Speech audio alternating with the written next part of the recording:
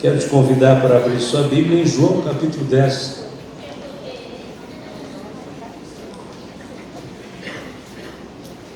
Evangelho de João capítulo 10.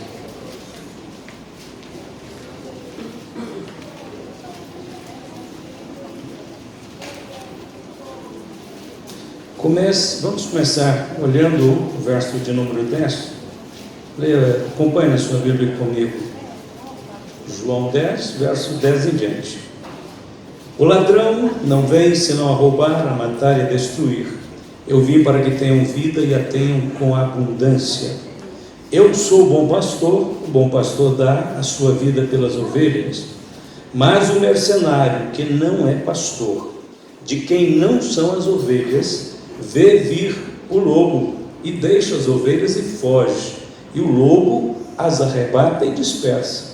Ora, o mercenário foge, porque é mercenário e não tem cuidado das ovelhas.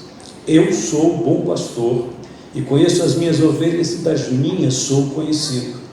Assim como o Pai me conhece a mim, também eu conheço o Pai, e dou a minha vida pelas ovelhas. Glória a Deus. Oremos em um minuto. Eterno Deus e Pai, adoramos o Teu nome, reconhecendo a grandeza da Sua misericórdia que nos sustenta, rogando a Tua presença e o Teu mover santo, no momento em que a Tua palavra vai sendo exposta, o Teu Espírito possa estar trabalhando em nossas vidas. Abençoe a todos neste lugar e em outros lugares onde a Tua palavra haverá de ecoar, em nome de Jesus. Amém? Podem sentar. Os judeus conheciam muito bem a figura do fiel pastor de ovelhas. Como eles eram um povo pastoril, eles sabiam que os pastores tinham a total responsabilidade de guiar o rebanho por caminhos seguros.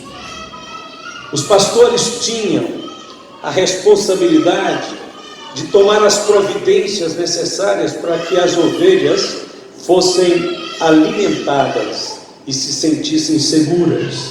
Eles tinham a responsabilidade de prover água, descanso e bem-estar para o rebanho. Esta descrição é uma das mais belas apresentadas nas Escrituras a respeito do caráter de Deus. Ele é um pastor. Nós podemos encontrar esta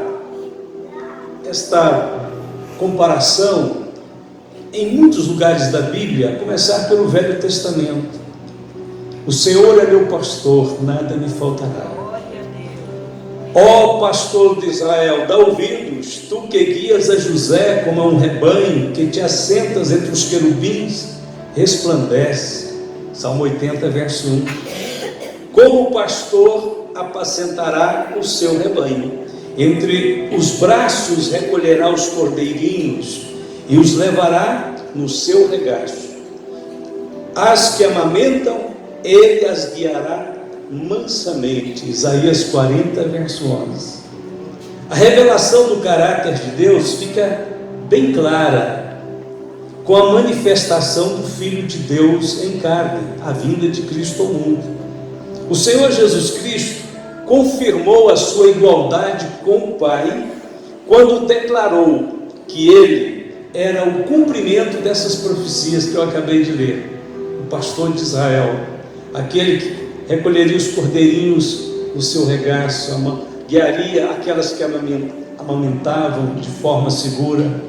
Então, quando o Senhor Jesus chega a este mundo, Ele faz a declaração gloriosa: eu sou o bom pastor. Os judeus estavam familiarizados com essa analogia, com essa aplicação, com essa linguagem. Então Jesus não estava falando uma coisa estranha. O que era estranho aos ouvidos deles era imaginar que o filho do carpinteiro estava dizendo aquilo. Era só isso, porque eles não imaginavam que Jesus Cristo de Nazaré seria a encarnação do pastor eterno, do pastor que prometera guiar o seu povo com segurança às águas tranquilas, aos lugares seguros. Eles esperavam um guerreiro, esperavam um lutador, um revolucionário, e Jesus chega como um doce e humilde pregador, ensinador, que fala mansamente e apela ao povo para entregar os seus caminhos a Ele. Talvez, capítulo 10 de João, aonde está contido, onde tem essas declarações de Cristo, talvez seja o capítulo onde está a mais bela descrição que Jesus fez de si mesmo. Eu sou o bom pastor. Para que ele declarasse, para que ele falasse neste tom, eu sou o bom pastor. Logicamente o Senhor estava pensando em ovelhas. E quem eram as ovelhas? As ovelhas, a começar por Israel, se estenderia a todos os povos da terra. Quando ele fala sobre a sua missão de ser pastor, ele disse assim, mas eu tenho, falando para os judeus, ele diz assim, mas eu tenho outras ovelhas que não são deste aprisco. Ele estava pensando em nós, estava pensando nos gentios. Ele diz assim, mas convém agregá-las ao rebanho. Então ele disse, haverá um pastor e um só rebanho. Aos Efésios, Paulo escreve que Deus quebrou a barreira que havia entre o gentio e o judeu, e de ambos os povos fez um só. E Paulo conclui no final do capítulo 2 dizendo, hoje nós somos a família de Deus, formada por povos de nações, línguas e raças diferentes. Jesus quebrou a barreira, uniu os povos e realmente fez um único só rebanho. Em certo sentido, quando se fala de pastor de ovelhas, primeiro se tem a ideia literal daquele pastor lá do campo, daqueles animaizinhos dóceis que são as ovelhas. Então dá para imaginar e dá para pensar nas qualidades do pastor e também nas debilidades da ovelha. Vamos pensar um pouquinho sobre as ovelhas, então, porque elas nos representam, elas contam um pouco da nossa história, falam um pouco de nosso mundo, de nossas necessidades, de nossas carências. De uma certa maneira, então, nós somos muito parecidos com as ovelhas. Primeiro, nós não podemos ver muito longe, a gente não sabe o que vai acontecer amanhã, a nossa visão das coisas é bem limitada. Diz os estudiosos de animais e de ovelhas, que as ovelhas não conseguem ver mais do que 8 a 10 metros diante delas, por isso elas têm uma carência premente de ter um guia. Elas não atreveriam fazer uma jornada muito longa sem um guia, porque elas estariam correndo um sério risco de sofrer um acidente muito próximo ao início da jornada. Então, esta é uma característica, mas tem uma outra. Nós somos medrosos, muito parecidos também com as ovelhas, porque quase tudo causa temores a um rebanho de ovelhas. Imagine os irmãos, as ovelhas ficam tensas e agitadas com receio de animais ferozes, de ladrões. Havia muitos ladrões naquela época que roubavam as ovelhas.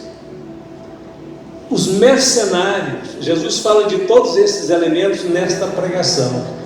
O ladrão, Jesus compara, que tudo indica que ele compara com Satanás, porque ele diz que é aquele que vem matar, roubar e destruir. O mercenário era aquele indivíduo que lidava com as ovelhas apenas para negociá-las, para auferir lucros com elas e sobre elas. Os mercenários não amavam as ovelhas, exploravam as ovelhas. Jesus diz que esses tipos de ameaças estão por todo lado e em todas as épocas. Mas havia ainda mais, além dos mercenários. Entre os animais ferozes ele menciona o lobo. né, feroz, que quer arrebatar a ovelha. Mas havia outros, havia os ursos, havia os leões. Mas tinha mais. As ovelhas temiam o mau tempo, o vento, as chuvas, trovoadas. Elas temiam as trilhas perigosas que davam em penhasco, em precipícios. Elas tinham o maior temor, as ovelhas tinham o maior temor de espinheiros, porque elas eram muito fáceis de ficar embaraçadas em espinheiros por conta daquela lã que elas possuem. Elas tinham um pavor também, uma aversão aos insetos, que muitas vezes atacavam ferozmente as ovelhas, os insetos. As correntezas das águas e as noites escuras. Então uma ovelha, pensando em termos mais humanos, daria tudo para ter um pastor para guiá-las, para protegê-las, para dar o norte para elas. E esta analogia, então, vamos pensando e já aplicando, né? E pensando nisto na nossa vida espiritual, no nosso relacionamento com Jesus como um pastor querido, amado, que sabe muito bem dos seus deveres de guiar, alimentar, proteger, oferecer segurança, zelar, enfim, conversar com o rebanho e manter o rebanho fiel e ligado a ele, para não ficar disperso e não ter o perigo que ronda ao redor deles. Tudo isso aí nos ronda também. Aplicando isso aqui, nós vamos fazer as análises detalhadamente, mas o que representa cada coisa dessa? Representa as dificuldades da vida, os problemas que vão surgindo. A gente elimina um problema, aparece dois, elimina dois, aparece 5, e você parte para cima de novo, vai para a oração e depois vai para a guerra, para a batalha. Ora, e disse: agora vou tentar fazer o que eu posso. Eu sei que o Senhor agora vai agir por mim, né? E a gente vai caminhando e vai alcançando vitórias, e vai vendo a mão de Deus, e vai conhecendo este pastor mais de perto. Agora, uma coisa importante, que todo pastor de ovelhas, literalmente falando, eles assumiam a posição de pastor sabendo que não estavam pastoreando lobos, nem animais ferozes, nem animais muito fortes. Todos os pastores sabiam que ao assumir um rebanho de ovelhas, estava assumindo um grupo, uns animais frágeis, uns animais carentes de sua presença. Assim também é o Senhor Jesus, irmãos. O Senhor Jesus, quando Ele declara que é o bom pastor, Ele está já admitindo que nós, como ovelhas, somos altamente dependentes dEle, carentes dEle, em coisas pequenas, mas que para nós se tornam grandes, se tornam difíceis, trazem dor, traz tristeza, traz preocupação. Jesus sabe, porque alguém poderia dizer: mas isso é tão pequeno. É pequeno para você, mas às vezes é grande para aquela outra pessoa. E Jesus, quando assume esse rebanho, Ele não zomba dos temores de suas ovelhas, Ele não tenta forçá-las a fazer coisas que elas não conseguem ainda fazer. Jesus conhece perfeitamente as limitações nossas, como ovelhas dele. Ele não nos condena e nem nos censura por nossas fraquezas, não nos expõe ao ridículo, não ironiza, não diverte, não brinca com essas coisas. Ao contrário, Ele fica ao lado de cada um de nós, dentro daquele dilema, daquele problema que pode ser que para um não pareça grande coisa, mas para aquele que está passando Ele fica ao lado daquele de forma compassiva, misericordiosa, o tempo todo, até que o coração abrande, até que o temor vá embora, até que a tensão passe, até que aquele irmão, aquela irmã como ovelha se sinta protegido, guardado. Talvez você nunca percebeu isso, mas basta você dar um tempo, esperar um pouco na presença de Deus, que aquilo que está te afligindo, aquela dor, aquela agonia, você começa a falar com Deus e contar para Ele: Senhor, está tão ruim desse jeito, meu coração ficou tão ruim, depois que eu vi isso, depois que eu fiquei sabendo daquilo, depois que eu percebi que eu tenho que resolver tantas coisas que acumularam. O Senhor fica ali perto de você, o Senhor fica de alguma forma esperando a brecha, o momento do seu coração para que Ele entre com a conforto, com a misericórdia. É como se fosse um inseto que começa a voar por cima da ovelhinha, ela começa a balançar a cabeça, e aquele inseto quer pousar no focinho dela, quer começar a fazer algum dano ali nela, e o pastor vem rapidamente ali e vê que aquilo está causando aflição para a ovelha, e ele pega um óleo que ele carrega e despeja sobre a cabeça, o focinho, aquele óleo unta aquela ovelha, e aquele inseto não tem mais coragem de chegar ali, e ela sente a suavidade daquele óleo. E mais do que tudo isso, o animal, mesmo que por instinto, ele reconhece que o pastor se preocupou com ele, cuidou dele, e que se caso houver outra crise, ele está por ali, ele não deixou o rebanho sozinho. É mais ou menos assim que vai funcionando a vida espiritual, o agir de Jesus ao nosso favor.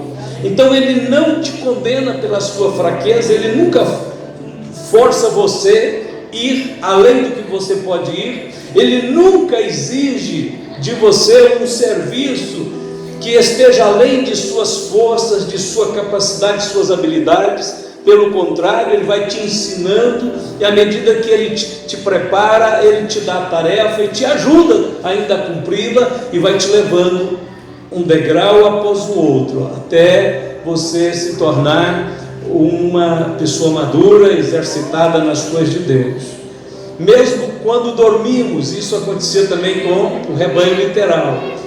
Mesmo quando as ovelhas dormem, o pastor permanece em sentinela, ele está firme ainda no seu posto. Quando o pastor tinha que levar o rebanho para as pastagens, que muitas vezes ia longe, quase uma viagem, 20, 30 quilômetros, procurando pastagem, em épocas principalmente da seca, os pastos iam diminuindo em Israel, então eles viajavam com os rebanhos para eles ir alimentando, ia longe. Então os pastores tinham que dormir ali, vigiando o rebanho, prestando atenção no rebanho, que descansava, mas muitas vezes o pastor mesmo quase não descansava, ele ficava o tempo todo observando. Ezequiel disse assim: como o pastor busca o seu rebanho no dia em que está no meio das suas ovelhas dispersas, assim buscarei as minhas ovelhas e as farei voltar de todos os lugares por onde andam espalhadas, no dia de nuvens e de escuridão. O dia da nuvem e da escuridão é aquele dia mau que Paulo falou. O Senhor está prometendo que vai buscar, vai acolher, vai guardar as suas ovelhas neste dia, nesta hora. Que maravilha, que bênção saber que o Senhor Jesus pintou esse quadro ali em João capítulo 10, para que nós pudéssemos estar sentindo um pouco de conforto nesta noite, na presença dEle, sabendo que Ele está conosco, sabendo que Ele nos guia e nos guarda, e vai nos guiando de forma segura. Nenhuma de suas ovelhas vai ficar para trás. Ele vai buscar aquelas que dispersaram, que ficou um pouco desgarrada do rebanho. Ele disse: eu trarei de volta, eu vou trazê-la e vou reuni-la novamente, vou integrá-la novamente no rebanho. Então esta situação que Ezequiel fala no capítulo 34, 12, de nuvens e escuridão, foi dita de outra forma por Davi. Davi disse: ainda que eu andasse pelo vale da sombra da morte, não temeria mal algum, porque tu estás comigo, a tua vara e teu cajado me consolam. Davi descreveu o vale da sombra da morte porque ele mesmo teve que cruzá-lo. O vale da sombra da morte não significa apenas a morte física, não. Também significa ou representa todas as experiências duras da vida. Todos nós queremos subir para os altos montes de Deus, Mas temos que levar em consideração que entre cada monte tem um vale. Os vales são inevitáveis, eles estão aí na natureza, na geografia, e estão também na nossa experiência de caminhada espiritual. São através das encostas destes vales que o pastor desce e depois vai lentamente subindo com seu rebanho até chegar no alto do monte. Então temos que passar por lá. Devemos notar que o texto afirma uma coisa interessante: ainda que eu andasse. Então ele está dizendo que o rebanho não para, o rebanho passa pelo vale, continua caminhando, ele vai passar, ele vai ficar para trás, vai ser só uma experiência. Ufa, passei agora por um pedaço difícil esse mês, mas graças a Deus, eu já estou vendo que estou no alto do monte, já posso avistar os problemas lá para trás. Glória a Deus. Davi enfrentou esse vale muitas vezes. A primeira vez quando ele realmente enfrentou este vale foi quando ele teve um confronto com o gigante Golias. Lembra da história? A Bíblia diz assim: e os filisteus estavam no monte da banda de Além, e os israelitas estavam no outro monte da banda da Quem, e o vale estava entre eles. E a Bíblia diz que o gigante descia ao vale todos os dias e desafiava os soldados de Saul, os soldados de Israel. Ele fez isso por 40 dias, até que Deus permitiu que Davi chegasse naquele lugar. Quando Davi chegou e ficou sabendo que a história era aquela, Davi disse: eu vou descer ao vale e vou enfrentar o gigante. Todos censuraram, é claro, que ele era um menino, não era um soldado de batalhas, de guerra, não era treinado para aquilo. Então censuraram, disse: que é isso? Você está brincando com coisa séria e tal? Ele disse: não, eu estava no campo e veio um urso e Deus me deu poder e vitória e força, eu matei o urso e guardei as ovelhas do meu pai. Outra feita eu estava no outro lugar, veio um leão, eu despedacei e todo mundo caiu o queixo. O que é isso, menino? Aconteceu já tudo isso na sua vida? Ele disse: assim será com esse circunciso.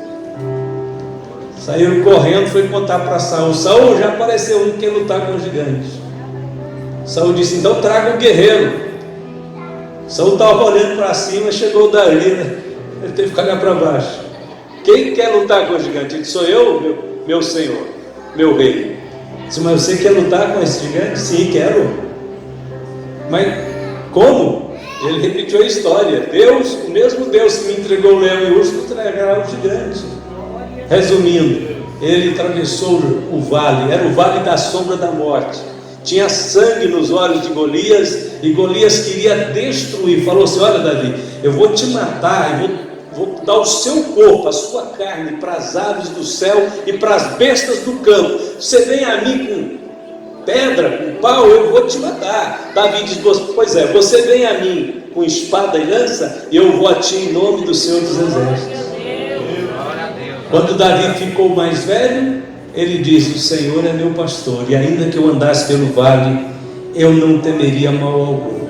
É através então desse vale que Deus também começa a levar os seus filhos. Foi depois dessa experiência que Davi teve lá no vale, é que Davi foi conhecido em todo Israel e ficou, de uma certa maneira, já preparado para se tornar um rei naquele grande país. Então não devemos temer os vales. As ovelhas seguem o seu pastor através dos vales e das montanhas, através das trilhas íngremes e das planícies. Não importa o tipo do terreno, a visão daquele que vai à nossa frente é suficiente para dissipar os temores. O que nós temos que fazer e ter o cuidado de fazer é nos manter o mais perto possível daquele que nos guia, daquele que vai na nossa frente. O pastor de ovelha não anda atrás, anda na frente. As ovelhas têm que captar o barulho dos seus passos e até o cheiro do seu corpo, e entender e assimilar o som da sua voz. Por isso é muito importante nós, como crentes, termos uma amizade com Jesus, para saber que hora que é Ele que está falando, não é outra pessoa. Para onde está, Ele está se dirigindo. Nós precisamos de sintonizar para escutar o barulho dos seus passos, para segui-lo bem de perto. Glória a Deus por isso. Para o Filho de Deus, seguir Jesus é a experiência mais confortante, revigorante que nós podemos viver neste mundo e nesta vida. Nós sabemos que mesmo no mais escuro dos vales, Ele, como nosso bom pastor, vai na nossa frente cheio de vigor, de força e de coragem. Ele tem coragem e força suficiente para transmitir para nós aquilo que nós não temos, que nós herdamos e recebemos dele. No Novo Testamento existem 3 adjetivos para referir-se a este pastor bendito que nós seguimos. O primeiro adjetivo é ele mesmo, quem deu, nós já estamos falando nele, quando ele disse: eu sou o bom pastor. Com esta expressão, ele está definindo o Deus Trino, porque quando Jesus fala dele e da sua natureza, ele está também revelando a natureza do Pai e do Espírito Santo. Deus, a Bíblia diz que é bom, a sua bondade dura para sempre, eternamente. É inquestionavelmente bondoso o nosso Deus. Nosso Deus é um Deus de misericórdia e de muita graciosidade. Então, quando ele diz: eu sou o bom pastor, ele está dizendo: o Pai é bom, o Espírito é bom, nós somos bons, o Deus Trino é bom para com aqueles que o servem. Ezequiel escreveu uma palavra de Deus dizendo, o Senhor dizendo: eu apacentarei as minhas ovelhas, e eu as farei repousar, diz o Senhor Jeová. A perdida buscarei, e a desgarrada tornarei a trazer, e a quebrada ligarei, e a enferma fortalecerei. Ezequiel 34, 15 e 16. As promessas de Deus é sempre de bondade, é sempre de restauração, é sempre de buscar, de levantar. Você sente caído, sente machucado? Então perceba, descubra que o bom pastor está bem perto de você para te ajudar, porque ele já prometeu. A Bíblia diz: provai e vede que o Senhor é bom, bem-aventurado o homem que nele confia. Salmo 34, verso 8. Então o primeiro adjetivo é esse, bom pastor. O segundo, ele é o grande pastor das ovelhas. Aos Hebreus 13, verso 20. Ele é grande em poder. Quando quando o escritor aos Hebreus fala de Jesus como sendo grande pastor de ovelhas, ele está lembrando que o túmulo não pôde detê-lo, está lembrando de que Jesus venceu Satanás, venceu a morte, venceu todo este mundo. Eu venci o mundo. Ele está pensando no dia em que Jesus, depois de ressuscitar, declarou para os seus apóstolos: é-me dado todo o poder no céu e na terra. Salmo 135, verso 5 diz: porque eu conheço que o Senhor é grande e que o nosso Deus está acima de todos os deuses. O terceiro adjetivo: primeiro, ele diz: eu sou um bom pastor. Segundo, ele é o grande pastor. E terceiro, ele é o sumo pastor. Aí é Pedro quem fala na primeira epístola, capítulo 5, verso 4. Como sumo pastor, ele é o chefe geral de todos os pastores. Como sumo pastor, ele voltará brevemente, trazendo consigo a incorruptível coroa de glória, com a qual ele recompensará todos aqueles que lhe servem fielmente. Ter o Senhor como nosso pastor constitui um privilégio sumamente elevado, algo que não pode ser avaliado, e isto nada nos custa, a não ser a disposição de ser a sua ovelha. Querer ser ovelha de Jesus tem que ser uma decisão sua. Dispor a ser uma ovelha de Jesus é escolha nossa, mas o privilégio de tê-lo como pastor é algo da graça de Deus. Não é feito, é dado por merecimento. As declarações desse bom pastor no capítulo 10 são extraordinárias. Vou destacar umas 3 ou 4 aqui apenas. Essas declarações têm sido uma fonte de consolo, de segurança para crentes de todos os tempos, em todos os lugares do mundo. Aonde o cristianismo chegou, essas palavras sarou corações, restaurou vidas, vivificou a alma dos que seguiam e seguem a Jesus, e encontrou essas palavras do Evangelho. A primeira palavra, a primeira declaração do bom pastor é que ele diz no verso 4 do capítulo 10 de João: e quando tira para fora as suas ovelhas, vai adiante delas. Nós já falamos que ele caminha adiante, aqui está a prova, ele mesmo diz: vai adiante delas. E esta atitude do bom pastor dá a segurança e o norte para as suas ovelhas seguir pelo caminho certo e seguro. O salmista disse: guiar-me-ás com teu conselho e depois me receberás em glória. Agora mesmo Deus está nos guiando com seu conselho. Salmo 73, 24. A segunda declaração do bom pastor: o bom pastor dá a vida pelas suas ovelhas. Essa é muito grande, né? Tem que ser repetida muitas vezes numa pregação só. Jesus, irmão, derramou o seu sangue por nós, para nos salvar. Ele deu a sua vida para que pudéssemos viver. Ele limitou os seus dias sobre a terra para oferecer-nos a vida eterna.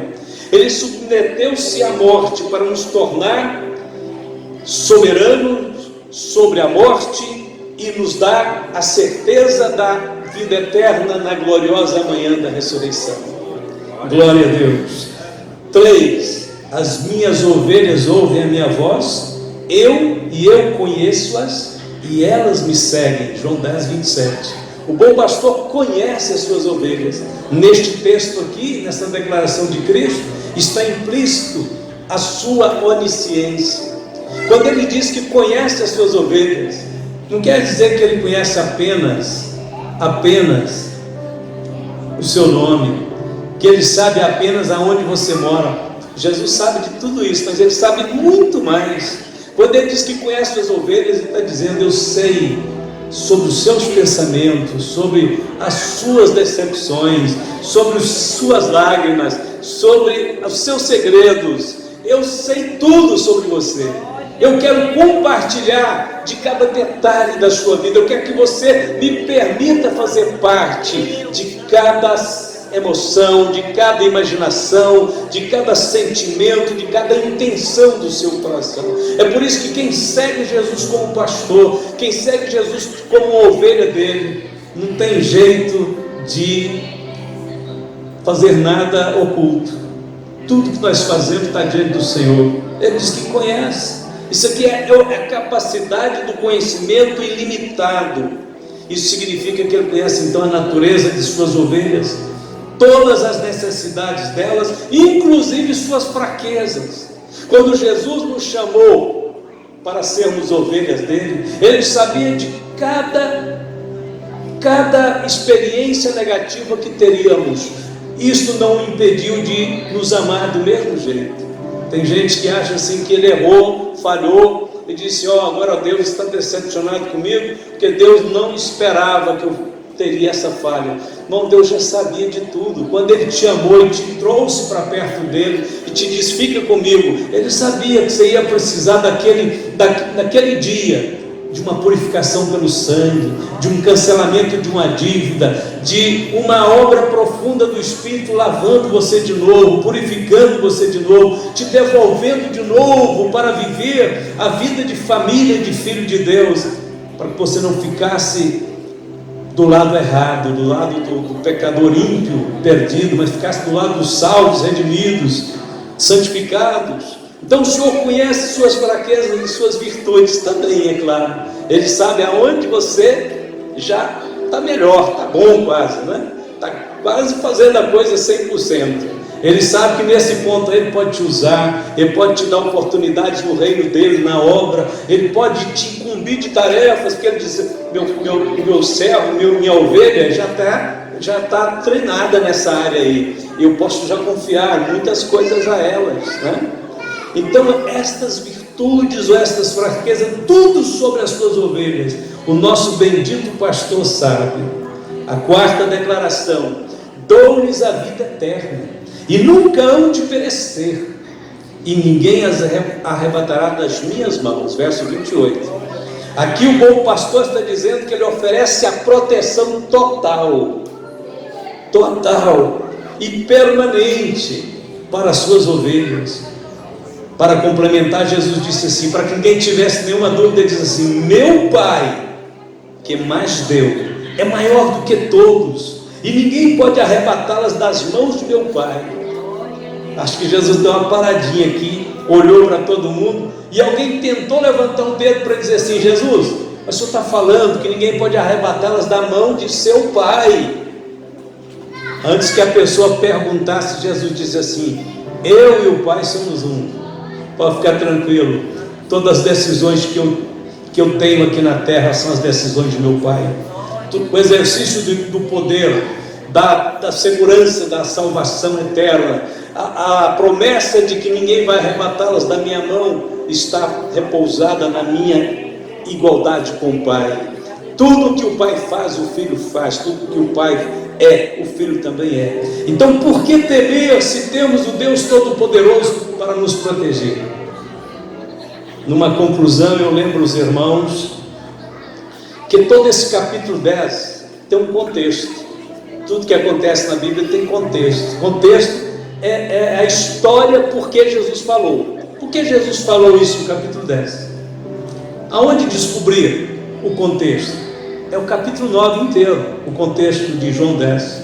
Ele só entra no assunto do pastor eterno, amado, do pastor que dá a vida pelas ovelhas, por conta de um milagre. Jesus estava caminhando em Jerusalém, quando eles deparam com um homem cego, de nascença. Há um comentário, algumas perguntas, algumas dúvidas. Jesus resume a coisa e diz: olha, este homem está cego para que se manifeste nele as obras de Deus. E a Bíblia diz assim: dito isto, cuspiu no chão, na terra, abaixou, pegou aquela terra úmida do cuspe, fez um barro, chegou perto do cego e disse: me dá licença. Que Jesus deve ter feito qualquer gesto de carinho, de gentileza, né? Porque Jesus é o poço, é o abismo de toda gentileza, de toda grandeza. E ele deve ter dito: dá licença. O cego só escutou, não podia ver. E Jesus começou a passar o barro no olho do cego. Os apóstolos estão de boca aberta, o olho está lá, diz: o que o mestre vai fazer aqui hoje? Acabou de sujar o olho do homem com barro e disse: olha, levanta e vai ao tanque de Siloé e lava-te. A história você sabe, o cego foi cego, tateando, desceu aquele posto, uma escada, degraus, lá no fundo, lá embaixo, onde a água brotava. E com muita dificuldade ele conseguiu romper todos os obstáculos, cego, e foi e lavou. Quando ele acabou de lavar, junto com o barco, foi embora a cegueira. O milagre aconteceu, ele subiu as escadarias vendo tudo novamente, milagrosamente. Eu não sei como é que vamos ter que encontrar com esse homem que foi cego lá no céu, para perguntar para ele como é que foi a experiência de ver pela primeira vez, enxergar dentro de um poço. A primeira coisa que ele enxergou é que estava lá no fundo de um poço, e depois viu os degraus da escada, e foi subindo, e depois pôde avistar provavelmente Jesus e os discípulos indo embora, porque ele não conheceu Jesus naquele dia. Não. Quando ele ficou curado, começou a divulgar-se ali: olha, o homem cego está vendo, o homem cego está vendo. Logo vieram os oficiais do templo saber, porque era um sábado, e eles estavam a fim de incriminar Jesus porque fazia milagres no sábado. E eles perguntaram: o que te aconteceu? Ele diz: olha, eu era cego, agora eu vejo. Mas como te aconteceu? Ele diz: o homem. Que homem? O homem chamado Jesus. O homem chamado Jesus tem dado um trabalho para nós ultimamente, né? Quanto que ele fez? Ele diz: ele não fez nada, ele fez barro, passou no meu olho, mandou lavar, eu fui, lavei e vi. Ele diz: não, tem uma coisa errada. Alguém aqui sabe a história direito? Esse homem não está contando essa história direito. Ele diz: é claro que estou. Ele diz: mas você conhece ele? Ele diz: não, nem conheço. Eu só sei que é um homem chamado Jesus. Pois é, Então é o seguinte, vamos mandar chamar seu pai, porque você, nós não queremos conversa, você está fazendo a propaganda do homem, se esse homem não pode fazer propaganda. Ele disse, olha, eu não sei, vocês estão com inveja dele? Olha, se não fosse de Deus, Deus não tinha atendido a ele me curando, o milagre veio das mãos dele. Ele disse, você quer que nós tornemos discípulos dele? Você nunca vai fazer isso, você não pode nos ensinar não, nós somos mestres, você é um leigo. O homem diz, olha, eu não sei se vocês querem ser discípulos ou deixar de ser, eu sei que eu estou vendo e louvando a Deus. O pai chegou, repetiu a história, e o pai disse, olha, ele realmente era cego, nós estamos admirados aqui de ver que ele está vendo. Agora tem uma coisa, ele é grande, vocês podem perguntar para ele tem que esclarecer isso até para nós ainda. Ele diz, mas nós já perguntamos.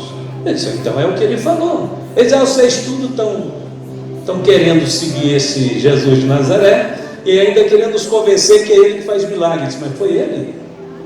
E aí sabe o que aconteceu? Os líderes judaicos disseram, você está expulso da sinagoga, você não faz parte mais da família religiosa judaica, você está expulso, não volte mais na sinagoga, nós te excluímos. A Bíblia diz que o cego saiu, triste, o ex-cego, né? Não é mais cego. O homem saiu sem saber para onde ir, mas algumas horas depois, alguém encontrou Jesus e contou para ele o que aconteceu. Jesus, sabe aquele homem? Ele está vendo um milagre grandioso, mas os judeus expulsaram ele da sinagoga.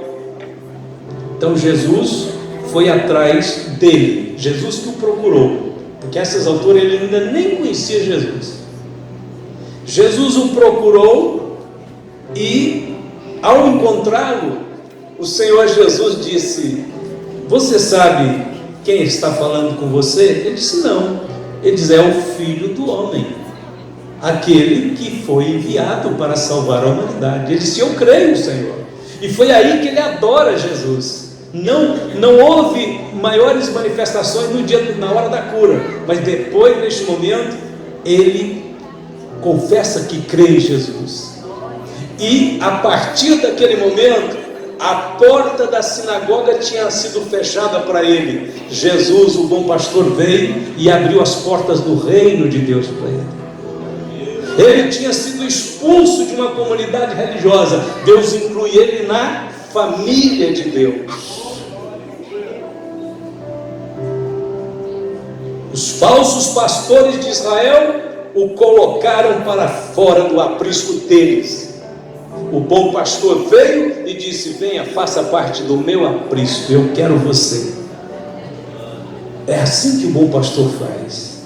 O bom pastor vem e acolhe os marginalizados, excluídos. O bom pastor vai atrás. Além de curá-lo, salvou aquele homem, incluiu ele no reino de Deus. E foi dentro deste contexto, depois da cura e da salvação do homem, que Jesus pregou o sermão, dizendo, eu sou a porta das ovelhas, eu sou o bom pastor. Ele podia dizer, porque ele estava praticando o acolhimento, o amor, a salvação, a cura, o milagre, ele estava esparramando isso no coração do povo em Israel, e por isso aonde Jesus ia, o seu rebanho ia crescendo, e não comportava mais em lugares pequenos, tinha que ir para os grandes montes, para as grandes praias lá de Israel, ele tinha que ir para lugares bem amplos, porque as multidões, as milhares de pessoas queriam seguir o bom pastor. Um dia este bom pastor, a mensagem dele chegou até nós, e por isso nós estamos aqui hoje nos alegrando profundamente, porque Cristo nos deu a vida eterna, nos chamou para segui-lo, para experimentar essas doces experiências. Isto é algo muito grandioso. Que Deus nos ajude e nos guarde, para que nós saibamos honrar, amar, estar junto, perto, próximo dele todos os dias da nossa vida. Porque mesmo quando nós nos distraímos um pouquinho, ele está perto de nós e continua conosco. Amém? Isso traz conforto e força para a nossa vida. Ouve a sua cabeça então. Querido Jesus, nosso bom e precioso pastor, o único pastor que de fato Nós sabemos que cuida de nós, que nos guia, que nos faz caminhar por veredas retas, direitas, que faz com que nossos pés não tropecem, nos dá firmeza e dá força para seguir. Pai, aqui estão famílias, aqui estão irmãos e irmãs, crianças, jovens, aqui estão, Senhor, pessoas que escolheram com muita alegria, com muito gozo, ó Senhor, escolheram seguir a Ti, escolheram ser ovelhas do Senhor. Aliás, na realidade foi o Senhor quem nos escolheu, foi o Senhor que nos fez povo seu e ovelhas do seu pasto. Nós só dissemos com os lábios sim, mas a escolha veio do céu, veio do Senhor. Obrigado, Senhor Jesus, porque quando o mundo nos desprezava, quando a sociedade nos discriminava, o Senhor nos abraçou, o Senhor nos incluiu, o Senhor nos adicionou a este rebanho precioso e santo na terra. Nós queremos, Pai, que esta mensagem, esta palavra chegue ao maior número de pessoas possíveis neste mundo, para que saiam, Senhor, da vida pobre e infeliz que vivam e possam entrar, Senhor, neste reino glorioso, esta vida abundante que o Senhor disse que veio dar para as suas ovelhas. Eu vim para que tenham vida e a tenham com abundância. Nós já temos desfrutado e vivido e comprovado que de fato a vida que o Senhor nos dá é uma vida que não tem fim, é uma vida cheia de alegria e de paz. Fica conosco, Filho de Deus bendito, nosso pastor bendito, nosso pastor amado. Nossas vidas a Ti entregamos todos os dias, a cada momento, Senhor, nos rendemos mais a Ti e nos declinamos perante a Tua bendita presença. Obrigado, Senhor, nós Te louvamos. Amém, e amém, e amém. Glória a Deus.